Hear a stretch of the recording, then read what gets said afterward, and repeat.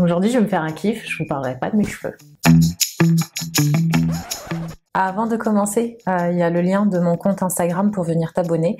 Je partage dessus plein d'infos complémentaires et je suis sur Insta quasiment tous les jours, que ce soit en story ou par message. Donc si tu as des questions, abonne-toi directement et puis on commence la vidéo. Salut, j'espère que tu vas bien. Si tu me connais pas, je m'appelle Leïla, je suis expatriée depuis 10 ans au Koweït et je partage ici sur ma chaîne des bons plans, des astuces, des conseils et pas mal d'informations sur comment réussir son expatriation au Koweït et ça va être le sujet de cette vidéo où on va parler money. Il y a pas mal de personnes qui m'ont posé la question sur Instagram d'où vient la boîte qui est juste ici, parce qu'il y a marqué dessus Koweït et certains pensent que c'est soit une encyclopédie, soit tout simplement un bouquin.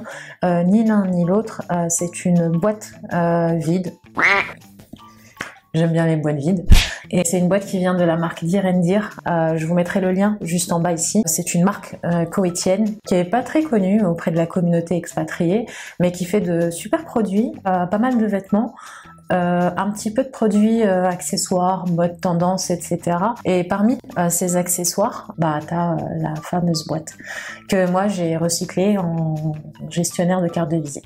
La question sur le budget est une question qui est plus facile à poser qu'à répondre parce que tout dépend justement du budget que tu as à la base. C'est-à-dire tout dépend du salaire et des revenus en général que tu as et que tu es prêt à dépenser quand tu arrives au Koweït. Et c'est une question qui n'est pas évidente à répondre. Je vois pas mal de réponses sur Facebook ou sur certaines autres chaînes YouTube en anglais où les gens direct répondent voilà, pour 100 KD tu peux t'en sortir, ou si t'as pas 500 KD dans la poche pour tes dépenses mensuelles en famille, t'es mort. Et c'est un peu plus complexe que ça. C'est pas 3 chiffres ou 2 chiffres et demi qui vont t'aider. Il faut analyser un certain nombre de dépenses et c'est ce qu'on va voir ensemble là. La première chose à prendre en compte, et c'est quelque chose que j'espère que tu as regardé sur internet, parce que si tu es comme moi, j'imagine qu'après ta famille, Google est ton best friend, et si c'est le cas, tu as dû regarder le taux de change au Koweït. Sache que la monnaie au Koweït, c'est le Koweïti dinar, le dinar koweïtien, et que c'est la monnaie la plus forte au monde depuis le 25 novembre 2017. Un KD égale 3,03 € depuis le 25 novembre 2017. Entre cette date et aujourd'hui, il y a des fluctuations. Juste après la fin du confinement, le taux a chuté et est passé à 2,52 €. Aujourd'hui, un dinar koweïtien vaut 2,77 €, mais pour cette vidéo, on va rester sur le 1 pour 3. Autant le dinar koweïtien est la monnaie la plus élevée au monde, autant les billets ne valent pas grand-chose à l'unité. C'est-à-dire que le billet le plus cher au Koweït, c'est un billet de 20 dinars. Il n'y a pas de coupure qui va au-delà de ce montant-là. En revanche, il y a des billets de 10, de 5, de 1, de 1,5 et de 1 quart.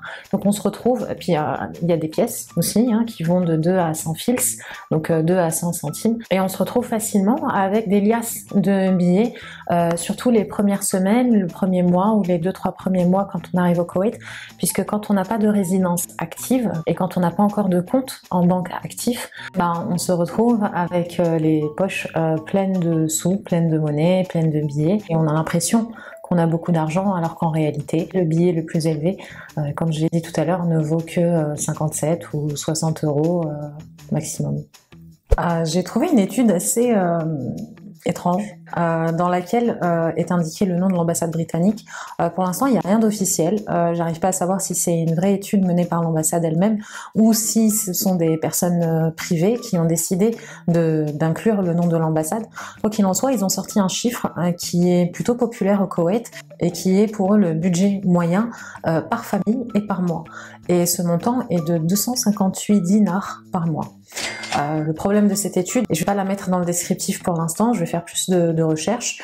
Le premier problème qui se pose, c'est la définition de la famille. Est-ce que c'est 2 personnes, 3 personnes, 4 personnes, une personne, puisque en tant que célibataire, on se considère comme membre de sa propre famille. Et le deuxième problème qui se pose sur cette étude, c'est qu'est-ce qu'on entend par le mot dépenses. Est-ce que ça inclut les frais téléphoniques, internet, la location de la voiture, les déplacements si on n'est pas véhiculé, etc. Auquel cas, 258 KD à 4 pour se déplacer, faire les courses, payer l'abonnement téléphonique, internet, c'est pas assez. C'est mort, c'est pas envisageable, ça sert à rien de venir. Si tu es en couple, tu as 2 enfants, un troisième en route, les beaux-parents qui vont arriver en fin d'année et tu envisages de faire vivre ta famille avec 258 KD, oublie, c'est naze. Et si je te dis que c'est naze, c'est pas par rapport à ma situation et à ce que je vis et la façon dont j'ai décidé de vivre. C'est surtout parce que tu vas t'étrangler financièrement. J'imagine que si tu viens au Koweït, comme j'ai dit dans d'autres vidéos, tu viens pas pour visiter le pays. Tu viens pour profiter, ok, pour t'entourer de ta famille, idéalement, si tu es déjà en couple, marié, avec tes enfants, mais tu viens surtout pour travailler, gagner ta vie, épargner, envoyer de l'argent à ta famille, et surtout pouvoir investir dans autre chose au bout de 3, 5, voire 10 ans. Plus, si tu veux faire ça, il va falloir revoir ton projet d'expatriation avec 258 KD. Maintenant, il y a quand même des choses que tu peux connaître avant d'arriver. Tu peux connaître certains prix. Tu peux notamment connaître le budget que tu vas devoir allouer pour ton abonnement téléphonique, pour ton abonnement internet, que ce soit à domicile ou sur ton téléphone. Pour information, tu n'as pas besoin d'un abonnement téléphonique extrêmement élevé. En général, on utilise le minimum au Koweït et pour le reste, on communique sur internet via FaceTime et surtout via WhatsApp. C'est la règle générale au Koweït. Certains signent des contrats sur WhatsApp. Je négocie et discute régulièrement au niveau professionnel sur WhatsApp. Tu vas pouvoir aussi connaître le budget qui va être nécessaire pour tes dépenses d'essence, si tu connais le lieu où à peu près tu souhaites vivre et surtout ton futur bureau, ta future entreprise, le lieu de ton travail. Et pour l'essence, c'est assez simple, pour une voiture qui fait 60 litres environ, tu vas dépenser 6 KD. En gros, tu vas payer moins cher le litre d'essence que ton pack d'eau. Sauf si tu achètes une bouteille d'Evian en verre. Là c'est aussi cher, je crois. Bien sûr, si tu conduis pas et si ton employeur est clair dès le début et te dit tu pourras pas conduire ou tu n'as pas de permis de conduire, il va falloir envisager et prendre en compte les frais de déplacement via le taxi. Et le taxi, ça peut monter assez vite. Quand on budgétise ici, on part sur environ 150 à 200 dinars par mois. Alors il y a des solutions pour pouvoir s'alléger et faire appel par exemple à un chauffeur qui est une personne que tu trouves comme ça via ton réseau personnel une fois que tu arrives au Koweït et qui viendra te chercher le matin et te récupérer le soir ou qui va pouvoir te rendre service le week-end et t'emmener aux endroits que tu voudras visiter ou aller faire tes courses. Mais l'idéal, et j'espère que tu as compris où je voulais en venir, c'est de négocier toutes ces dépenses avec ton futur employeur. Et c'est quelque chose que je dis à chaque personne qui me parle de son projet d'expatriation. Si tu viens au Koweït avant de parler de tes dépenses ici, étudie soigneusement l'offre que te fera ton employeur et inclus ses frais. Ce sont des services qui sont normalement dus à un employé quand il arrive au Koweït. C'est la règle et pourtant il y a beaucoup de personnes qui ne font pas attention à ça ou qui ont des employeurs qui font tout pour éviter de payer ces dépenses-là et c'est quelque chose d'hyper important. Si tu peux économiser tes 10 KD plus tes 20 KD plus tes 6 KD fois je sais pas moi, x2 pour la semaine parce que tu fais 2 pleins d'essence minimum vu que tu travailles à 50 bornes de chez toi et tout ça par mois et x2 parce que ta femme ne travaille pas mais a besoin d'un véhicule personnel donc tu vas devoir investir sur un véhicule, redépenser de l'essence pour les déplacements personnels, pour l'accompagnement à l'école des enfants, etc. Ça peut monter très vite donc essaye au maximum dès que la dépense est plus ou moins liée à une dépense professionnelle, à une raison professionnelle, de les inclure dans ton contrat de travail. Il y a une autre dépense qui est hyper importante et qui n'est pas à sous-estimer, c'est les billets d'avion. Ceux qui sont là le savent très bien, ça coûte super cher. On a vu de très mauvaises surprises pendant le confinement. Les prix des billets d'avion ont flambé. Les compagnies aériennes se sont régalées, les agences de voyage je pense également. Moi j'ai vu des billets passer à plus de 2000 €. Je vais pas à Los Angeles en business les gars, je vais juste à Paris. Ces dépenses de billets d'avion peuvent être inclus dans la négociation de ton contrat de travail. Alors, que tu sois en couple, en famille ou célibataire, et t'arrives, t'as bien négocié ton contrat, tu sais ce que tu vas dépenser au niveau de ton essence, t'as bien regardé le début de la vidéo, t'as kiffé, tu sais exactement ce que tu dois continuer à négocier ou pas. Peut-être que tu ressens pas le besoin parce que ton salaire est suffisamment élevé pour gérer tous ces frais-là.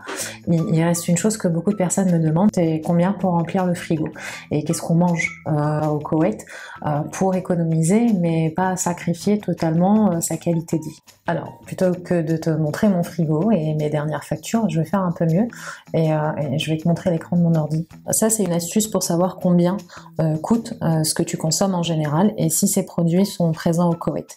Ça paraît très bête au début, mais ça fonctionne plutôt bien et je vais te montrer tout ça sur mon écran. Alors, la première chose à faire, c'est d'aller sur ton téléphone ou ton ordinateur et d'aller sur le site internet de Sultan Center. Pour ceux qui sont au Koweït, ils vont se foutre de moi, mais je te garantis que ça marche super bien. Une fois connecté, tu vas avoir là, comme tu vois, un espèce de pop-up qui s'affiche avec le lieu à préciser. Super simple. Tu sélectionnes par défaut Salmiya parce que je mets Salmiya parce que 50% on va dire des expats, notamment français, vivent aux alentours de Salmiya pour des raisons de proximité avec le lycée français. Et voilà, donc tu rentres le lieu et une fois que c'est connecté, tu vas avoir accès aux différentes rubriques. Pour info, le Sultan Center, c'est tout simplement un des principaux super et hypermarchés au Koweït et c'est surtout un des plus chers. Donc tu sais que si tu trouves les produits que tu souhaites consommer au Koweït, sur ce site, tu les trouveras pas plus chers ailleurs. Donc voilà, tu as les rubriques, les tâches, viande surgelée, hygiène, fromage, fruits et légumes, voilà, tu as tout ce qu'il te faut. Et puis ensuite, tu vas tout simplement faire comme si tu faisais tes courses. Donc tu vas choisir un des derniers tickets de caisse que tu as là en ce moment et tu as fait tes courses la semaine dernière pour la semaine ou pour les 2 prochaines semaines. Tu regardes ce que tu as acheté. Bon, si tu es un peu organisé, tu sais à peu près ce que tu as l'habitude de prendre. Tu te le remémores ou tu regardes ton ticket de caisse et tu vas essayer de trouver les produits que tu as l'habitude d'acheter sur ce site-là. Alors, toutes les marques françaises, évidemment, ne sont pas présentes au Koweït. Si tu es à la recherche de l'huile d'olive Piaget sur le site Sultan, bon courage pour la trouver. Mais il y a des équivalents. Ensuite, en haut à droite, tu as ton panier et tu vas pouvoir regarder ta facture qui va évoluer au fur et à mesure et ça va te permettre de mieux cerner le prix de certains produits et ça va te permettre aussi de savoir ce qu'il y a dans les supermarchés, les hypermarchés ici au Koweït. Et autant quand on est célibataire, on se pose peut-être pas on se pose pas la question, on se dit on va se prendre un paquet de pâtes, du riz pour le premier mois et ensuite on va s'adapter. Sauf que quand on est en famille et surtout quand on a des enfants en bas âge, c'est hyper important de savoir les produits que tu vas trouver pour tes enfants. Je suis pas experte dans le domaine, mais j'imagine que ça peut être une véritable inquiétude pour certaines mamans ou certains parents en général. Et donc, passer par ce site-là, ça permet de savoir exactement ce qu'il y a au Koweït, sachant qu'il y a des évolutions. T'as peut-être pas trouvé des trucs, mais tu vas les trouver dans quelques semaines, quelques mois. Il y en a peut-être plus en stock, c'est pour ça que ça n'apparaît pas. Mais tu vas pouvoir trouver des produits équivalents. Tu vas pouvoir les étudier. Il suffit de trouver un produit, je sais pas, n'importe lequel, qui te parle, mais tu as un doute suivant la composition. Tu vas voir ton meilleur ami, Google, et tu vas taper le nom de ce produit, de cette marque-là, et ça va te permettre d'avoir plus d'informations. Et même si tu parles pas anglais, tu passes par le traducteur automatique et ça va vachement t'aider et ça va surtout, si tu fais partie des expatriés qui arrivent avec des caisses, avec des malles, etc., ça va éviter que tu arrives avec des choses en plus au niveau poids, mais inutiles au final parce qu'ils existent déjà au Koweït. Et puis avec ce site-là, en gros, si à la fin de ton shopping virtuel, tu réalises que ta facture pour un mois de consommation en tant que célibataire, ça va te coûter, 125 dinars. Il y a très peu de chances, quand tu arrives réellement au Koweït, que ça te coûte plus que ces 125 dinars, puisque encore une fois, le Sultan Center est un supermarché, un réseau de distribution dans lequel les prix sont assez élevés. Parce que la façon dont je remplis mon frigo ne sera pas la façon dont toi tu vas remplir le tien pour ton séjour au Koweït, pour le premier mois, pour la première année, ou pour toi et toute ta famille si vous êtes 3, 4 ou 5. Donc pour moi c'est l'idéal. Sachant qu'il y a un autre site qui est aussi connu, qui est un peu moins cher, qui s'appelle Lulu. Pareil, je te mets le lien juste ici. C'est la même logique, tu rentres le même quartier si tu veux, et puis tu te mets à faire ton shopping virtuel. Alors après, il y a des produits qui n'existent pas, et les gens ne sont pas forcément au courant. Moi, je sais qu'il y a des mamans des fois qui me posent la question sur certaines huiles, certaines crèmes pour les petits. Quand je connais pas, je me rends en général sur le site, et ça j'en ai déjà parlé sur une autre vidéo mais pas en détail. C'est l'application ou le site Talabat. Je te le montre ici, je vais le mettre là, et il est assez complet. Il y a une catégorie pour les pharmacies, et pour les pharmacies il y a souvent les rayons pour enfants, pour bébés, avec les biberons, etc. Il y a des produits français parce qu'ils sont vachement appréciés au Koweït pour la petite enfance, et ça te permet de savoir si ce produit là existe ou pas. T'as visité ces deux sites là, tu vois à peu près les produits, t'es quasiment certaine que le produit que tu recherches existe mais t'arrives pas à mettre la main dessus.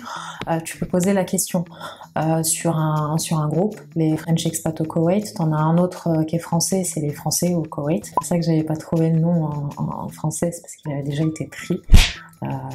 Maintenant je suis active sur les deux, et il y a beaucoup de mamans qui sont actives sur les deux aussi, et qui pourront sûrement te répondre, parce que si elles sont dans le groupe, elles sont là pour partager leurs expériences. Ça c'est spécial pour les mamans. Si tu as des questions, j'accepte ton adhésion avec plaisir. Vas-y et pose ta question. Si tu as des produits comme ça qui te passent en tête, qui te semblent vraiment importants et t'arrivent dans quelques semaines ou dans 2-3 mois, mets-le dans les commentaires en bas de cette vidéo si t'es pressé, et puis je jetterai un coup d'œil et je te dirai si ça existe ou pas.